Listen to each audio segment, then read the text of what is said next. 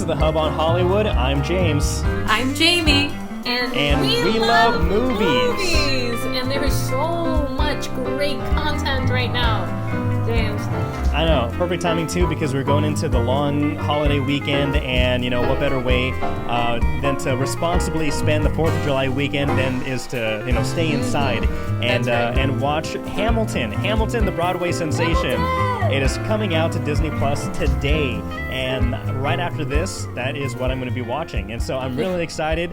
Already a lot of buzz. I can't avoid the social media, so I've been looking on that, and the buzz, the hype is real. Yeah. So we will be talking about Hamilton, a little bit about it and why it's so popular. Boston, if you get into the whole drive-in feeling, the nostalgia feeling, and obviously theaters are closed, so you need something, the city of Boston announcing a solution to that problem. Also, we've been seeing this topic all across the country, every show, every genre, and movies regarding the racial tensions and racial inequality in America right now, talking about how so many episodes are pulling, or shows rather, are pulling episodes because of blackface concerns. We'll be talking about that and how it's impacting some movies and TV shows that I'm a really big fan of. So that's one thing. And also a quick review of something that's popped up on Netflix. It looks really bizarre, but also really funny. A surprise hit on Netflix right now. Eurovision Song Contest: The Story of Fire Saga with Will Ferrell, and it is a very Will Ferrell film, as we will discuss here. So I'll have a little review of that. The advertisements for that show, I've been seeing them for weeks now, and it gives nothing away if you don't look into it. It just looks like Will Ferrell as a Nordic god of some sort. Yeah, a Nordic, Icelandic punk music, techno music. Yeah.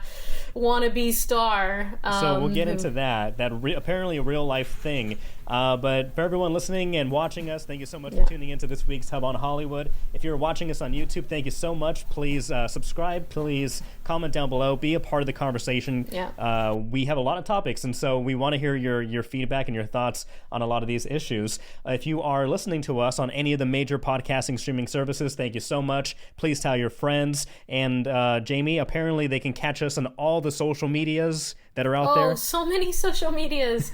All you Gen Zers out there, Zoom us, tweet us, share us. Instagram okay, we're on us. Twitter, we're on Instagram, we're on Facebook.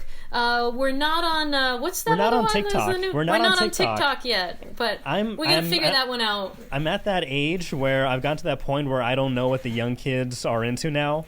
And I feel like I was with the young kids, so just a few years ago. Yeah. Now I'm out of the loop, and that's blowing up. Well, that's what I'm pleading with the Gen Zers to help us out. Maybe they can set up a TikTok for us and teach us what the heck it is.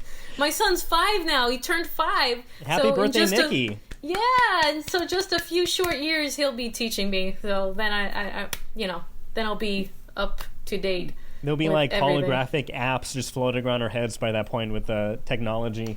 Fully expecting that. Much like Upload, much like the TV show Upload. We're heading there. We're getting there quick.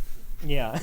Speaking about getting places quick, you can get to places quick using a car. And what can you do in a car? You can go to the drive-in movie theater. Oh, yeah. Look at that segue. So the city of I am trying over here. The city of Boston, they are announcing that they're hosting free drive-in movie showings every Wednesday this month of July. And the first movie showing is beginning next week. And the first showing is Disney's Moana. Very popular. Have you seen? I'm sure you've seen that movie, right? Oh, yes. I've seen Moana many a time. Yeah, I haven't seen it yet. I've heard the songs. I haven't seen it yet, but... Yeah, the beginning part where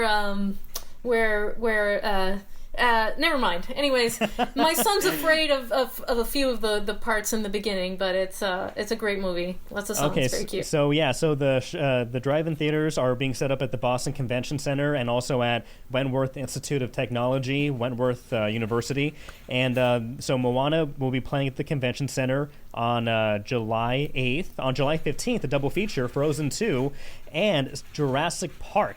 So that one actually There you sounds very go. exciting that I would be interested in going to. That's also at the Boston Convention Center. July 22nd, Coco, 6 p.m. at Wentworth University. And then on the 29th, you have Trolls at 6 p.m. at the university, followed by Harriet at 8:30. And it's free. All you have to do is go to the city's website, pre-register, get your free spot, bring your popcorn, your candy, hopefully your children. Don't leave them at home, and go to the Leave drive-in. them at home. Enjoy yourselves. Have you been to a drive-in this year? Not yet, but not for lack of trying. Yeah. So if you are interested in going to these, particularly the ones in Boston, you can get the tickets on Eventbrite, but do it early. As soon as they are available, jump on there. There was a drive-in series here in the Merrimack Valley that they had set up at the Loop, and those tickets were gone in minutes. Also in the news today, though, James, Walmart says that they're going to be setting up 160 drive-in movie sites across the country where you can go and watch films in their parking lot. So that's what's hot right now, with everyone trapped inside because of COVID, with no one able to get inside a traditional movie theater. Like, it's something that you can do. I'm going to the Cape next week, and they have they had one of the last, freestanding traditional drive-in movie theaters that had just been set up, pre-COVID. That was one of the last ones in existence, and so that's in Wellfleet. We're going to try to catch something there, but I really want to do this. I really want to go to a drive-in movie, not for lack of trying. I have not been able to yet. Have you? No, at Patriot, what is it called? Patriot Square by Gillette Stadium, Patriot Place. Patriot Place, yeah. Yeah, so they also have a pop-up movie theater over there too. I think they began last month, and not only was that location showing Jurassic Park and I believe Raiders of the Lost Ark, but I've heard a lot of drive-in theaters across the country are playing both those movies. And the funny thing about this is that actually brought them back to like the front leaders in the box office of the week, because these 20-year-old movies are playing once again, and people are going to the drive-in theaters, and it's funny to see them climbing back up the box office ladder for the week, coming in at number 1 and number 2, which I think is really cool, because that is really neat. You can never That's get too really old at Jurassic awesome. Park. One thing I would love for them to see, or more screenings of, is Back to the Future. Today, July 3rd, 1985, today is the 35th anniversary of when the movie came out, with Michael J. Fox, Christopher Lloyd. So if they could bring Back to the Future back to the drive-in, I'm sold. Hey, you've already got the marketing done for them. You've done half the work for these people. There we go. That would be great. That would be a lot of fun. I'm happy about the Indiana Joneses and all of that, just because my man Harrison Ford, my secret imaginary elderly boyfriend, I've been in love with him my entire life. So it's and the nice younger to generation, the younger kids can learn why they're so great. They could see these movies that they may have only seen maybe on their laptop, or maybe not at all. So. There's got to be some redemption for this year. There's got to be some redemption for 2020, James. So I'm all for that. I'm all for that too. And speaking of not giving away your shot to go to the drive-in movie theaters, don't give away your shot, James, for what is coming out today. Hamilton. I'll let you do it. Hamilton, the worldwide phenomena Broadway play, is now streaming on Disney Plus. They were originally going to be released in movie theaters across the nation next year, I think in October of next year, because of the pandemic, Disney has instead decided to release it early and on Disney Plus, which is today. It's amazing. The original cast, they filmed this over a period of several days, I believe 3 to 4 days, from different angles, so you get all the best shots. Original cast, again, Hamilton, lyrics written by Lin-Manuel Miranda, the music as well. Life story of American founder Alexander Hamilton. Big deal already on social media. I have not seen it yet, but I'm watching it immediately after this. But the social media, Twitterverse, is going crazy. It's been amazing. So what are some of the things that you've heard? So far, so I don't want to give too much away, just because I'm not sure if anybody else has seen it yet. But there are memes going around, and there are scenes where King Edward, I believe he was the king during the time, King George. That shows my history knowledge. King George. Yeah, well, so I think it's Jonathan Groff. He's the actor who plays him. There's a meme going around where people have the face shield I'm assuming because he may be spitting a lot. But aside from that, people are just amazed by the performance. Again, Lin-Manuel Miranda, the original cast, the one that first went out there, and so I'm really excited. Have you listened to the soundtrack? Have you listened to or seen like the bootleg version of the play? Just a couple of songs. I've never actually had an opportunity to watch the play in its entirety or see or hear the entire show. So I'm looking forward to that. Also, I'm big into musicals. I would like to try to get my kids into the musicals. But this is a great opportunity to see it. I'm already subscribed for Disney Plus, so if you can't get into Broadway, if you can't get down to buy an expensive ticket and go see it yourself in person, this is a wonderful alternative for all the people who are stuck at home and want to get a piece of that. They want to be in the room where it happens, James. And if you want to be in the room where it happens, meaning like in the actual theater where the cast is playing, that may be possible next year here in Boston. The new cast, the current cast of Hamilton, they are slated to perform at that Citizens Bank Opera House from July to September next year. However, that's, at this time they're scheduled. So hopefully by that time, we as a country would have gotten a better hold, better grasp of the pandemic of, coronavirus. Because that's the hope. But if that is possible and were to happen, then not only could you see the original cast on Disney Plus at home, but you can also watch the current cast in person, which the theater experience, again, nothing gets better than that. So I'm watching that soon. That's supposed to be different about this performance? I don't believe so. I actually heard that, now not a spoiler, but as they do in normal plays, there's somebody who announces, heads up, a minute or whatever, the play will begin, turn off your phones, yada yada yada. Apparently they opened the show with that included, and so it may give it may give you the actual theater vibe if you're at home. Maybe turn the lights off, get that theater atmosphere. So that might be. So I think that's the only thing I've heard. Again, I have seen the bootleg version of somebody's cell phone, kind of hiding it from the bottom, and so I have an idea of what it looks like in their stage pictures and photos. But see, again, my theater experience usually consists of getting yelled at by the ushers for one reason or another. Are you a talker? Are you a talker? No, but I've had just weird things happen to me. Like, okay, so quick sidebar. First time I went to a Broadway show, I went to go see Idina Menzel in Wicked. I went to go see Idina Menzel in Wicked. I was just starting to date my husband, and in the middle of the show, my phone started beeping, so I dove into my purse to turn it off. I hit my key alarm. I had like one of those rape alarms like on my keychain. My nail went into the alarm, broke off in the alarm, so I couldn't stop it. And so this high, shrieking, piercing, alarm was wailing in the middle of the show, in the middle of one of the most dramatic moments.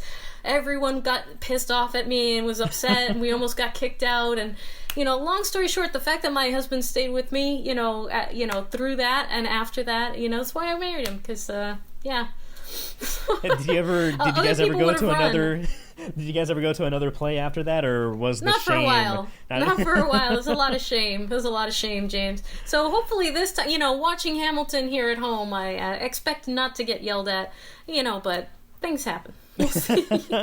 Don't hit the alarm at home, or your neighbors will come pounding on your door. Yeah. Awesome. Well, I'm looking forward to that. Watching that again right after I finish talking to you. Again, thank you so much for tuning into this week's Hub on Hollywood. Again, if you're watching us on YouTube, please subscribe, comment down below. Have you watched Hamilton? Was it everything you imagined? Did it live up to the hype? Does it, I don't know. How many times are you planning to watch it? How much do you love it is what James wants to know. How much do you love it? Do you love it as much as he does? No, he loves it more. So that is true. So tweet us, hit us up on Instagram. Thank you so much. Now, switching gears to a much a very historic topic, but also something that we're facing right now regarding the issues of shows that that have used blackface, pulling episodes because of what's going on in America right now, racism and stereotypes and racial equality is being brought to the forefront in America right now. And so shows including Scrubs, Community, The Office, Golden Girls, they've removed episodes from their streaming services over the use or perceived use of blackface.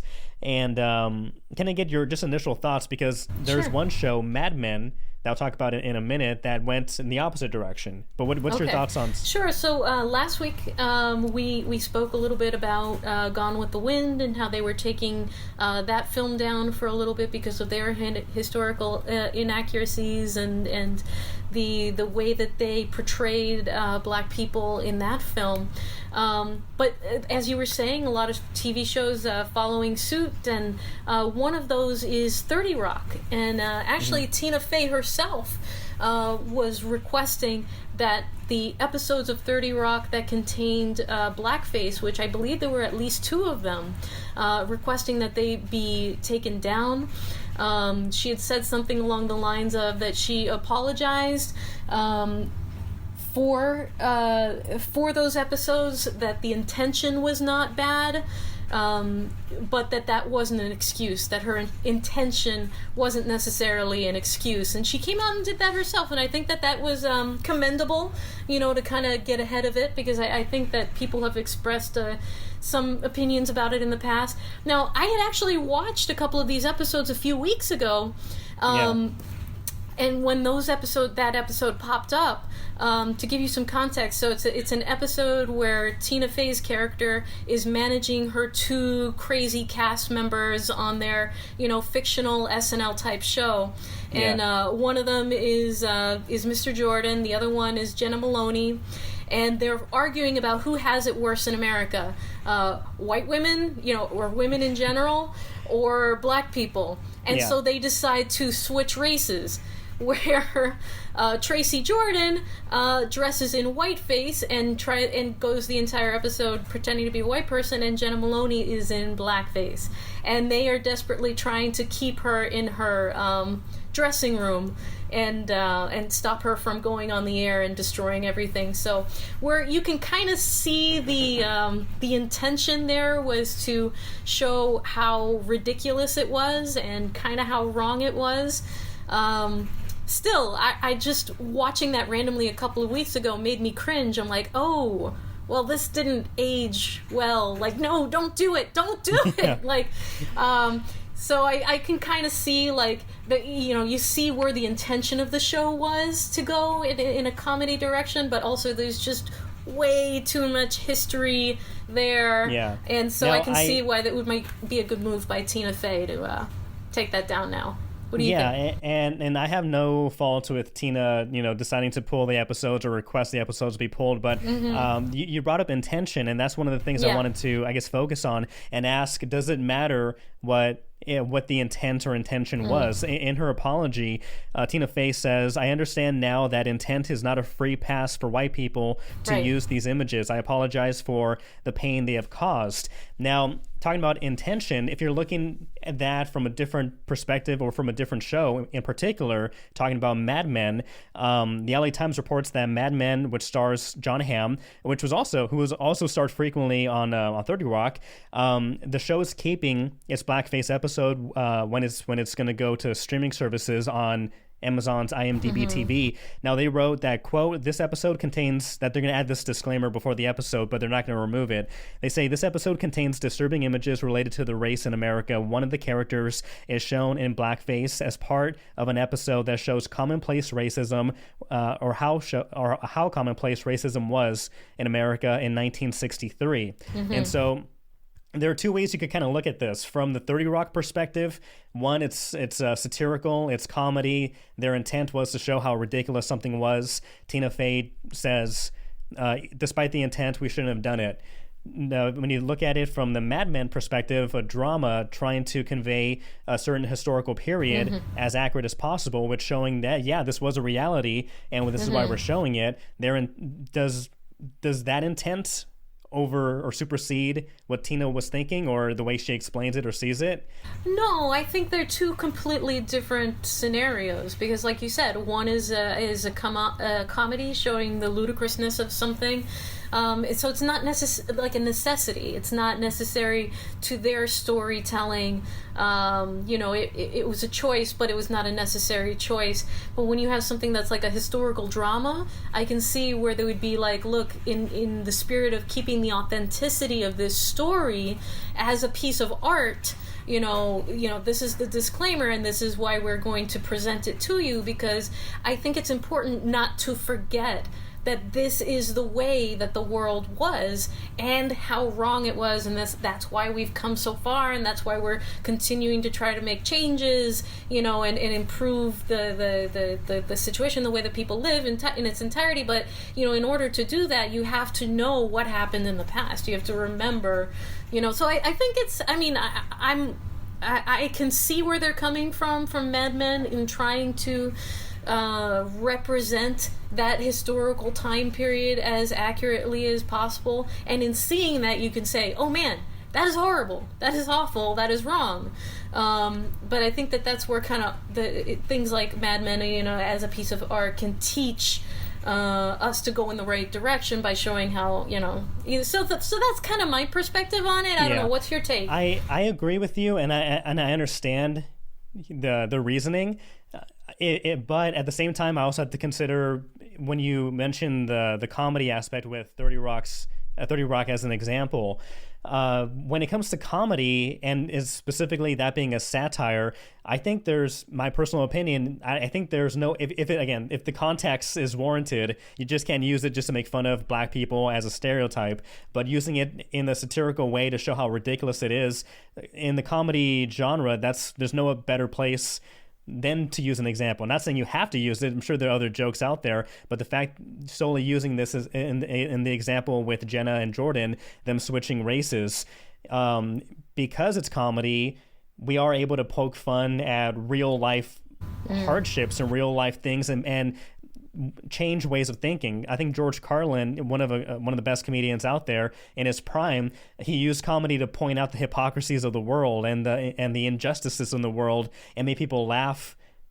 through it. And I think by making people laugh on a certain topic, people from any different perspective would agree with it or find it at least, I don't know, making a point. And long story short, I think it is very gray also, because I think context and intent does really matter. I don't fault Tina Fey for pulling the episode. I understand why she does it. I'm not sure if it was necessary. There are many other shows that, including, Always Sunny in Philadelphia, where they had a white character painted black. In particular, a Lethal Weapon episode, one of the characters plays Murtaugh from Lethal Weapon, and they remake the movie, so he paints himself black.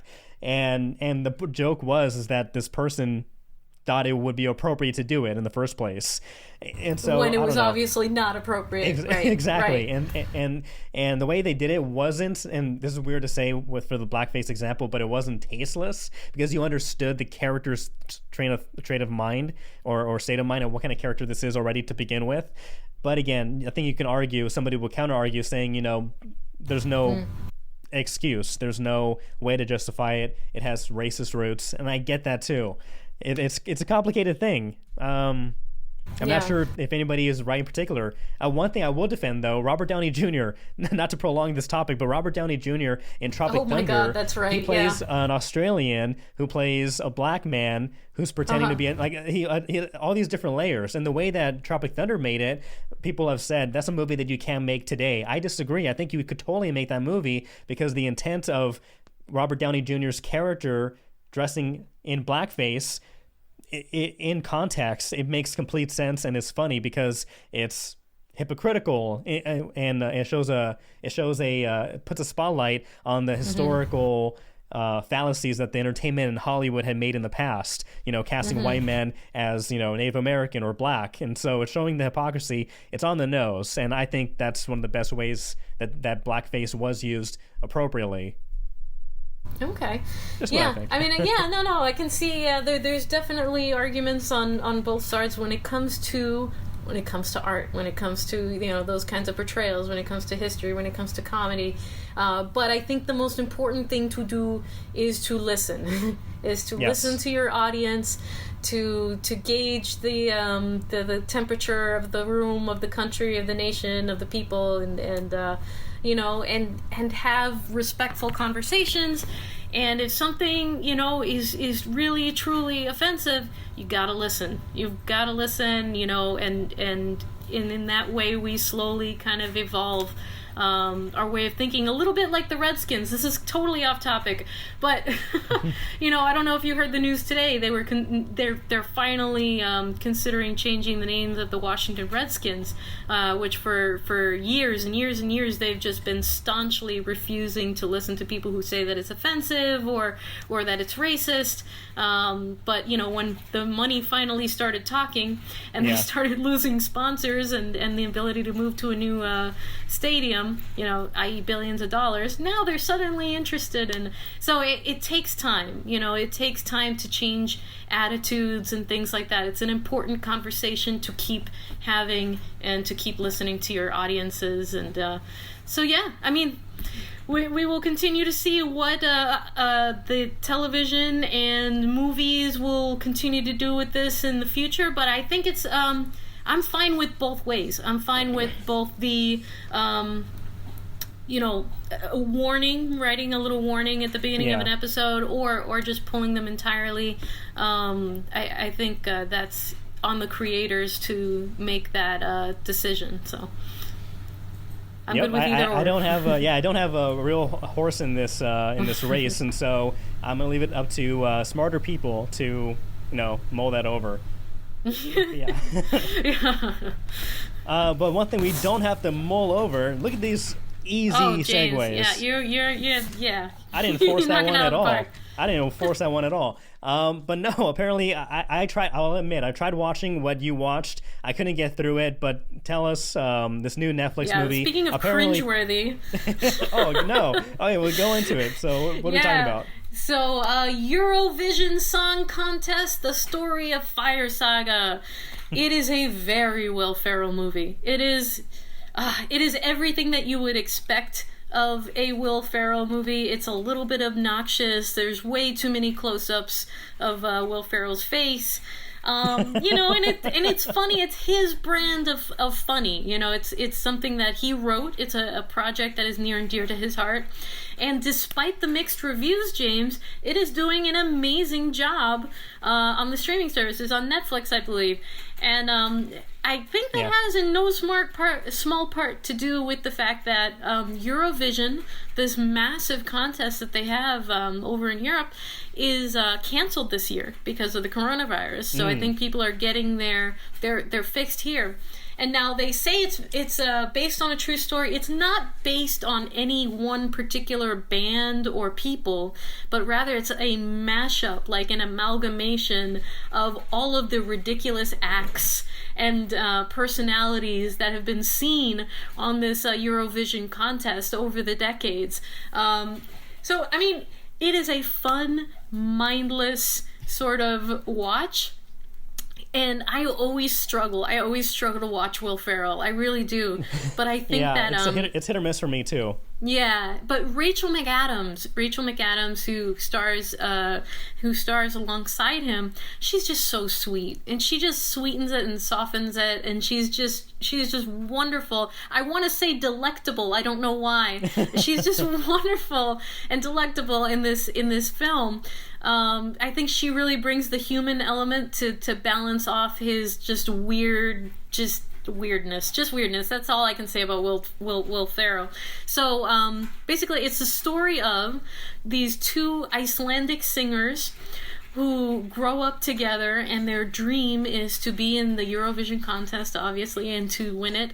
And through a series of misadventures, let's say, they somehow land their way there. And then they have to navigate all of that, you know, the competition, the crazy acts, the crazy people that they interact with. And there's a lot of There's a lot of appearances by celebrities and things like that. There's a lot of you've got Graham Norton, you've got Demi Lovato, you've got like all of these people. You've got previous contestants. Do you know if this was recorded before the pandemic? It must have been, right? It seems like it. Yes. It was recorded, but just before the pandemic. So it's just interesting timing with it, with the contest itself being canceled this year. I think it's kind of zany, mindless fun if you can tolerate a Will Ferrell movie. If you like Will Ferrell movies, this is it is a quintessential Will Ferrell movie. Rachel McAdams, just so cute and awesome and wonderful in this film. And the music, if you're into that crazy, European techno and otherwise, the music is great. The music is fun. So it's a fun, mindless watch if you got a little time to veg out on the couch and try to forget the woes of the world. Yeah. I recommend it. Yeah, if you want the best film of all time, not this. I read a couple of reviews, and the best thing I've heard is the music, the songs. Yeah. So yeah, that's cool. I tried giving it. I gave 10 minutes. I wasn't hooked. I wasn't sucked in. What I was sucked into was, have you seen the show The Floor Is Lava on Netflix? Yes, I have. How great is that? That is Nikki's new favorite show. Okay, that's honestly much better than it deserves to be. That show, I think, is much better than what the creators had intended. It's so great. Basically, it's an obstacle course. There are teams of 3, I think 2 to 3 people, depending which episode, and they have to cross this maze. But instead of falling to pads or foam or water, you fall into lava, real lava that's bubbling and scalding. It's not real lava, but it looks red, gooey. What is really funny about that is that they make believe that it's real lava. So when the people fall in, they just disappear. You it's don't so see dramatic them come back too. out. The host, you don't want to fall in because the floor is lava. It's so ridiculous, and perfect. And I binged the entire thing in 2 days. So, oh man, yeah. So would you recommend The Floor is Lava or Eurovision Song Contest? Depends what your preference is. You want the music, go with Eurovision, Fire Saga. If you just, the floor is freaking lava, go with The Floor is Lava. I mean, and it's a fun game to play afterwards. And I feel like I can make it. I feel like I could. You think so? I feel like I could. I hope I could. I think I'm too short. I think I'm too short to make those big leaps and grab for the ropes and all that. But you never know. Let's make a WBZ, fire team, and we'll do it. Yeah. Damn. Yeah. All right. So let's do it, James. How many to wrap this up? How many Kylo Rens out of 5 do you give Eurovision Song Contest? I think that's what it's called.